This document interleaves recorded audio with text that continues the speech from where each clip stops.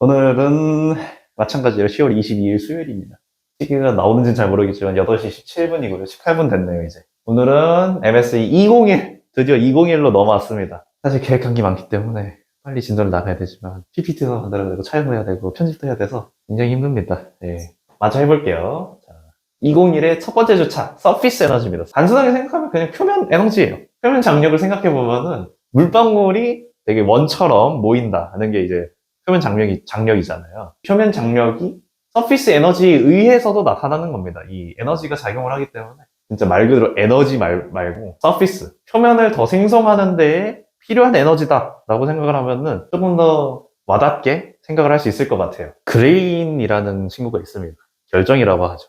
결정을 성장시키면은 표면이 늘어날 수밖에 없어요. 뭐랄까 인터페이스도 그렇지만은 그런 면적이 늘어나는 거기 때문에 이 면적이 늘어나는 거에 대한 에너지 자체를 다 이 서피스 에너지로 퉁치고 있기 때문에 그렇기 때문에 중요합니다. 사실 서피스 에너지를 이 재물계 중간 대비 영상에서 말을 했었죠. 거기서 했으니까 넘어가려 했는데 이게 또 나오더라고요.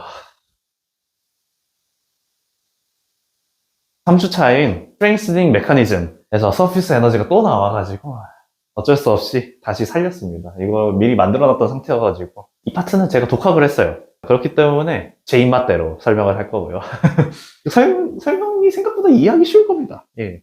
비율을 많이 들었기 때문에 여기서 해볼 내용은 Counting Broken Bond and Understanding Surface Energy를 해볼 겁니다. 브로큰 본드가 뭐냐? 이 그림에서 살짝 스포가 되어 있는데 이 면을 떼어내는 데에 한 원자당 몇 개의 화학 결합을 끊어내야 되느냐라는 거죠. 당연히 이제 플레인을 들쳐내려면 걔네들이 가지고 있던 화학 결합을 끊어내야만 자유롭게 움직일 수 있으면서 서피스가 생기겠죠. 그렇기 때문에 이 브로큰 본드의 개수를 세는 것도 중요하고 그 다음에 서피스 에너지의 정의와 공식이 뭔지도 아는 것도 중요하다 라고 생각을 하면 됩니다. 이제 절반 찍은 겁니다. 아, 이거 언제 다 찍냐. 그래도 해야죠. 자, 첫 번째, FCC에서 볼 겁니다. 왜냐? FCC가 면들이 되게 다채로워요. 가지고 와서 가지고 놀기 좋은 면들이 많이 있어서 FCC를 할 겁니다. FCC가 보편적이기도 해요. 대표적인 FCC가 아마 철이었던 걸로 기억하는데 특정 온도 구간에서 FCC로 해볼 겁니다. FCC의 100 플레인을 가지고 왔어요. 이 초록색 면입니다. 이 초록색 면을 눕혀서 이렇게 헤드를 통해서 설명을 해드릴게요. 이렇게 있었던 면을 이렇게 눕힌 겁니다. 이걸 이렇게 이게 조금 머리가 아플 수도 있으니까 찬찬히 생각을 해봅시다. 이 면을 이렇게 벌써 떼우진 않고 그냥 이 육면체 큐브를 돌려서 엎어놨다 라고 생각을 하면 됩니다. 대각선으로 표현하는 게 더 어려워가지고 이렇게 눕혀놓은 거고요. 이걸 이렇게 떼어낼 겁니다. 객관적이죠? 그냥 떼어낼 거예요. 이렇게. 자, 이 초록색 면이 그러면은 요게 되겠죠. 이 초록색 면을 보면은 양 꼭지점이 이 빨간색 애텀 그리고 가운데가 파란색 애텀입니다. 근데 이 친구도 보면은 꼭지점이 빨강 중심이 파란 그렇기 때문에 이걸 이렇게 엎어놓은 게 조금 더 직관적으로 와닿죠? 조금 더 와닿죠? 와닿다고 해줘요. 그렇고 요 아래에 있는 면, 요 친구, 요 친구, 요 친구, 요 친구가 이루는 면은 요거겠죠. 그렇죠? 당연히 얘를 눕히면 얘가 약간 정육면체 가지고 왔으면 좋았을 것 같긴 한데 얘를 눕히면 당연히 그 다음 플레인은 얘네가 이루는 요 플레인이겠죠. 여기서 이제 요 친구를 기준으로 볼 겁니다. 요 중심에 있는 파란색 친구를 기준으로 볼 거고요. 그러면 요 4개를 끊어내야 요 4개의 화학결합을 끊어내야 요 플레인을 떼어낼 수 있겠죠. 얘네는 왜 안 세냐? 얘네도 같이 떼어나니까 안 세는 거예요. 플레인에 같이 있으니까 안 세도 됩니다. 그러면 요 하나의 애텀당 4개의 본드를 끊어내야 되기 때문에 브로큰 본드의 개수는 4개가 된다. 공식은 뭐 이렇게 나와 있습니다. 레티스 파라미터가 A인 정육면체이기 때문에 넓이는 A제곱. 그리고 요 4개이기 때문에 여기에 4개. 그리고 여기를 보면은 이것도 했었죠. 4분의 1, 4분의 1, 4분의 1. 그리고 하나 들어갔기 때문에 4분의 1 곱하기 4. 해가지고 2가 들어간다 라고 생각을 해주면 됩니다. 알아볼 수 있었길 바라고요. 유감입니다. 110 플레인, 즉 사각형 면이죠. 이렇게 되어 있는 면을 이렇게 눕힌 겁니다. 똑같이 뭔가 비슷하게 생겼지만 뭔 느낌인지 알겠죠? 뭔 느낌인지 알겠죠? 이렇게 떼어내는데 필요한 브로큰 본드의 개수가 몇 개냐? 이것도 색깔에 맞춰서 가지고 온 겁니다. 요 면. 요 면이 되겠죠? 보이죠? 요 빨간색, 파란색, 빨간색. 빨간색, 파란색, 빨간색. 이렇게 나타난 겁니다. 요 친구를 기준으로 봐볼게요. 이렇게 끊어내야 됩니다. 요 네 개는 아까 전에 똑같아서 뭐 이해할 수 있을 것 같지만 갑자기 이 친구가 왜 나왔냐? 이 친구가 왜 갑자기 튀어나왔냐? 라고 생각이 들 수 있습니다. 요 친구를 기준으로 봤잖아요, 아까. 이 친구를 기준으로 요 친구입니다. 바로 코앞에 있죠. 이렇게.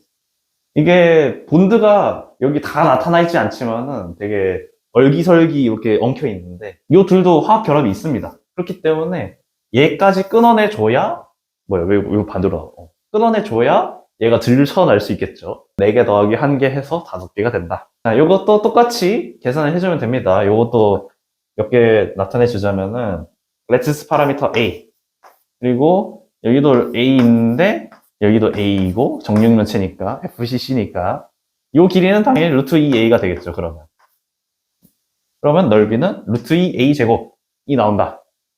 그리고 브로큰 본드 5개 애텀 여기 4분의 1 코너에 4개씩 그리고 2분의 1 변에 2개씩 해가지고 2개 그래서 이렇게 루트 2A 분의 10 이렇게 나오고요. 요거를 나타내려는 겁니다. 유닛 에리아 단위 면적당 110 플레인에서 브로큰된 본드의 개수가 몇 개냐를 그냥 구하려고 하는 거예요. 마지막 111 플레인입니다. 111 플레인은 정말 주구장창 나오죠.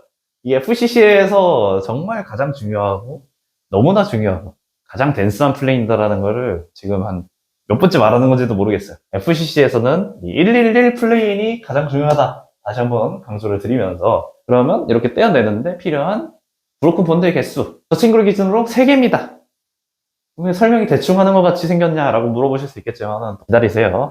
생각을 하기에는 이 친구가 편합니다. 브로큰 본드의 개수를 생각을 하는데 이 초록색 면을 기준으로 육면체를 되게 슬라이스를 쳤다고 생각을 해봅시다. 그러면은 이 친구 기준으로 이 세 친구가 가장 가깝겠죠. 얘네끼리 화학 결합이 당연히 되어 있고 그렇기 때문에 이 세 친구 요 친구, 요 친구, 요 친구가 이 친구들입니다. 그렇기 때문에 브로큰 본드는 3개다. 그리고 얘 면적을 구하는 거는 살짝 좀 복잡해가지고 이렇게 따로 가지고 왔습니다. 똑같은 111 플레인이고요. 여기 내부에 2개씩 있는 거는 뭐 계산을 하기에는 어려움이 있을 수 있으니까 알려드릴게요. 여기 2분의 1인 친구 3개. 그리고 얘는 6분의 1입니다. 6분의 1 3개. 둘 더하면은 2분의 1 더하기 2분의 3 해가지고 2개. 그래서 2개가 똑같이 들어간 겁니다. 그리고 여기가 왜 A 루트 2냐, 루트 2A냐 궁금하실 수 있다고 생각합니다. 이것도 피타고라스 정리에 의해서 A, A, 루트 2A. 간단하죠? 생각보다 되게 간단하죠? 그래서 루트 2A인 정삼각형이 111 플레인이다. 그래서 이렇게 구할 수 있다. 삼각형 넓이 공식 정도는 다들 쓸 수 있으니까요. 이렇게 넘어가고요. 뭔가 이상한 친구가 나왔습니다. 에리아 퍼 유닛 데스라는 친구인데요. 되게 말만 들으면은 헷갈립니다. 단위 깊이당 면적. 이게 뭔 말이냐? 라고 생각이 들 수 있을 거라고 생각을 해요. 우리는 이 친구를 가지고 생각을 할 겁니다. 이 원형인 친구인데 약간 입자라고 생각을 해봅시다. 입자를 가지고 왔어요. 부 모양인 입자예요. 근데 우리는 실생활에 비유를 해봅시다. 그러면은 동그란 음식이 뭐가 있을까요? 양파죠. 양파를 우리가 썰었다고 생각을 해봅시다. 찹을 냈어요. 양파찹. 스테이크집 가면은 양파 이렇게 단면에 이렇게 보여주잖아요. 그렇게 자르는 것처럼 이렇게 잘랐어요. 그랬을 경우에 이 초록색의 높이를 H1, 빨간색의 높이를 H2라 해봅시다. 약간 높이보다는 깊이죠. 요 시점으로부터의 깊이를 H로 나타낼 거고요. H2 빼기 H1은 H라고 할 겁니다. 그러면 요 깊이가 H겠죠. 근데 우리는 그냥 뎁스가 아니라 유닛 뎁스잖아요.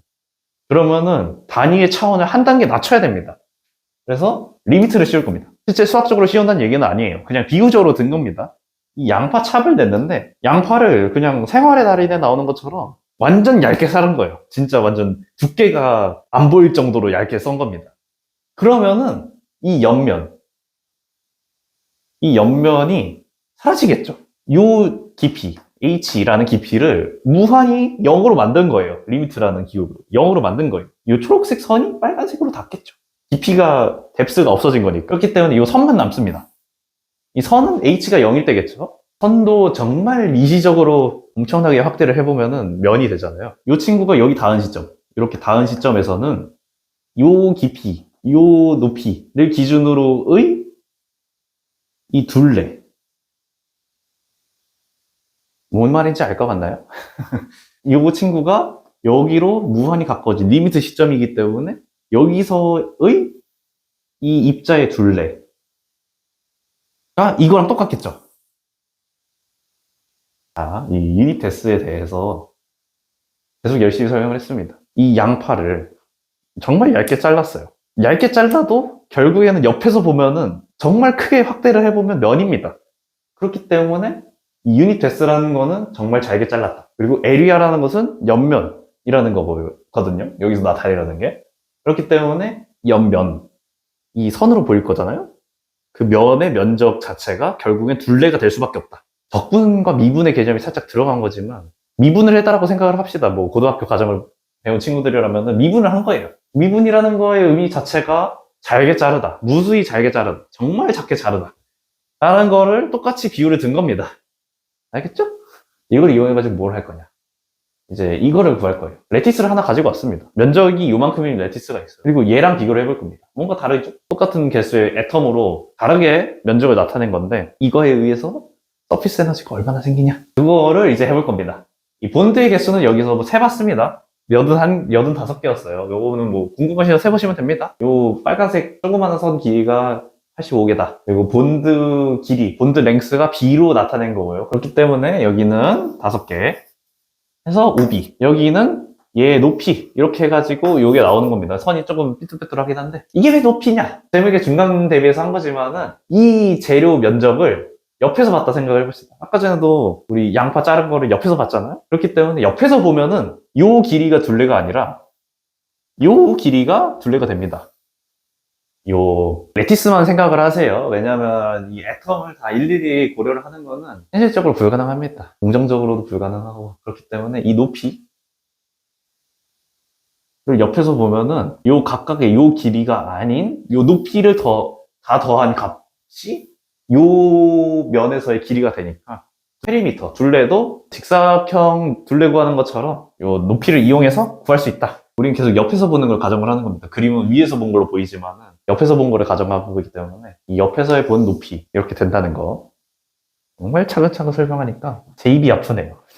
뭐 싫다는 건 아닙니다. 그냥 힘든다는 거예요. 이번에는 배열을 바꿨더니 79개의 본드가 생겼다. 결합이 그렇게 생겼다. 길이도 뭐 똑같이 한 겁니다. 그래서 페리미터도 이렇게 구했어요. 그럼 이제 서피스 에너지로 넘어가 봅시다. 서피스 에너지가 이제 첫 번째 장에서 설명했듯이 서피스, 에리아, 면적을 늘리는 데 필요한 에너지다. 배열을 바꿔야 되고 결합을 끊어내야 되고 하니까 그만큼의 에너지가 더 들 수밖에 없습니다. 이 면적을 바꾸려면, 단면적이나 표면적을 바꾸려면. 그렇기 때문에 이 표면, 에리아를 늘리는 데 필요한 에너지가 서피스 에너지다 라고 볼 수 있겠죠. 서피스 에너지는 감마로 표현을 합니다. 그리스 문자 잘 알아두라 했죠. 이 감마로 나타내고요. 이 델타 두 개는 수학적으로 보면 옳지 않은 표기입니다. 하지만 그냥 딱히 나타낼 만한 기호가 생각이 안 나서 델타로 했고요. 에리아 퍼 유닛셀 변화량, 둘레의 변화량이죠. 그리고 이 본드 개수의 변화량, 그리고 본드 에너지, 이 B를 곱한 거가 서피스 에너지가 되는데, 서피스 에너지를 그냥 양수로 나타내기 위해서 큰 수에서 작은 거, 큰 수에서 작은 거로 빼가지고 양수로 나타낸 거다 까지만 생각하시면 됩니다. 서피스 에너지가 이렇게 구해질 수 있고요. 배열을 바꾸는데, 본드를 몇 개 끊어내는데, 면적을 이만큼 늘리는데 요만큼의 에너지가 필요하다는 거예요. 아까 면적이 이렇게랑 이렇게로 달랐잖아요.